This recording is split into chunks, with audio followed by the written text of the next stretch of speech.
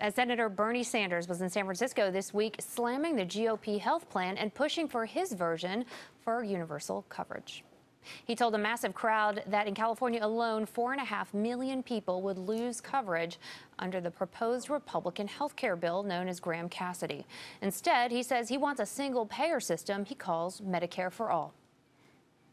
Our job is not just to prevent tens of millions of Americans from being thrown off the health insurance they currently have. Our job is to join every other major country on earth and guarantee health care to all as a right, not a privilege. And tomorrow at 6 p.m., Senator Sanders, along with Senator Klobuchar, will publicly debate Senators Graham and Cassidy on health care. Graham and Cassidy, of course, are the authors of that current Republican health care proposal. Now, one of the other aspects of Bernie's appearance here in San Francisco were the crowds chanting, "Run, Bernie, run. Run, Bernie, run." At the same time, we have former candidate Hillary Clinton out on a book tour, slamming Bernie Sanders. So Melissa and I asked former San Francisco Mayor Willie Brown the Clinton-Sanders debate battle. What does this say for the Democratic Party when it's still about Bernie Sanders and Hillary Clinton? Well, obviously, we are short of talent. Because after all, these are the two people that have been on the scene now for the last 2.5 years. They've been defining the Democratic Party, the image of the Democratic Party, and it constituted a loss to Trump. Why are we still with the losers? Well, and also, I mean, it shows that there's still a big split within the party. You've got sort of the Bernie Sanders wing, and there's still the establishment wing that Hillary Clinton also sort of epitomizes as well. And so we're going on this tour, and you've got these totems for each side. And I got to tell you, if you're checking out her book, 3/4 of the way through, and I don't know what's happened. I'm waiting to see whether or not the truth is there. The truth about Bernie. The truth about somebody. Okay, so what you sort of summed up there in that little anecdote is that Hillary Clinton was known for nuanced stance.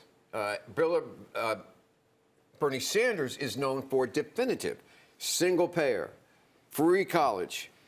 We're going to do income inequality. So you have the demand Democrats versus the nuanced Democrats. Well, unfortunately for us, Phil, we really should be projecting 2018 and 2020. We should not be replaying and re-justifying our various positions for the last 2.5 years around these two very talented people, very wonderful people, but they ought to come home with me. You know, by home, he means like the retirement home.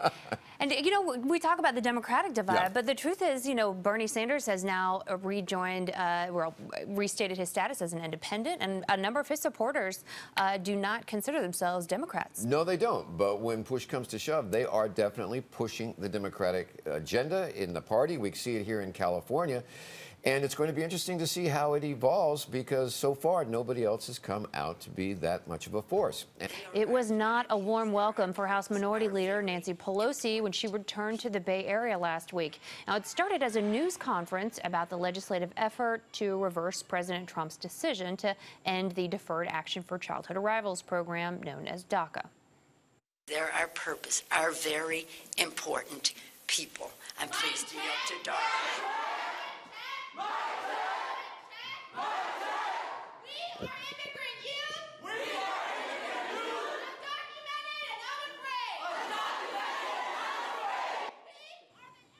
About 50 young people stormed in and demanded Representative Pelosi commit to stopping all deportations. And Pelosi tried to start a discussion, but the activists kept drowning her out. And it's beautiful to our ears to hear your protection, your self-dignity. But I'm not. Hey, stop it. Just stop it now. Just stop it now. Just stop it now. All right, that's it. We are sending a message to our parents that this fight will be won with 11 million people in the streets. I'm undocumented, my family's undocumented, and majority of the people here are undocumented. Do you want to hear an answer, or you just want to chat? Now, after about 40 minutes, Pelosi left. She says that she hopes Congress can reach some kind of deal by the end of the month to protect Dreamers from deportation. Now, as you just saw, all of this was captured on camera and went national. And it was a rather embarrassing moment for the House Minority Leader, and something that all politicians everywhere are facing, whether it's at town hall meetings or not. So Melissa and I asked former San Francisco Mayor Willie Brown, no stranger to being shouted out, about what's it like to be a politician in this kind of public dilemma. Well, Phil, you really have to be very careful. If you are in Nancy's position, Barbara Lee's position, Jared Huffman's position, your people better give you some idea that what's coming is what's going to be the kind of attitude tomorrow you may very well be the champion for, because you basically believe in everything they're saying. So you'd better try to figure out how, in your public presentation, to reduce the level of hostility demonstrated against you and leave it to the whole masses. Translate that for me. What you're saying is you better be able to talk quick out of both sides of your mouth, say this is what we're going to do now, but we want to get something else done down the line. I don't fully appreciate your defining it and talking out of both sides of your mouth.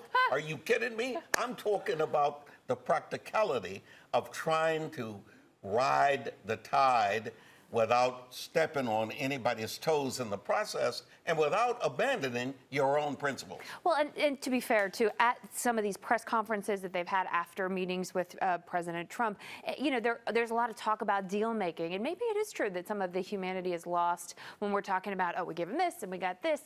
And so, you know, maybe there's reason for folks to say, stop treating us like bargaining chips. At the same time, there's a mathematical reality here that Democrats can't do this by themselves, and so they can't pass a clean DACA bill. That's just not the way it works when you're not in the majority. What you don't want to do if you're trying to win in 2018 and 2020 is be in a position where you're justifying deal making. Make the deal, but deny it.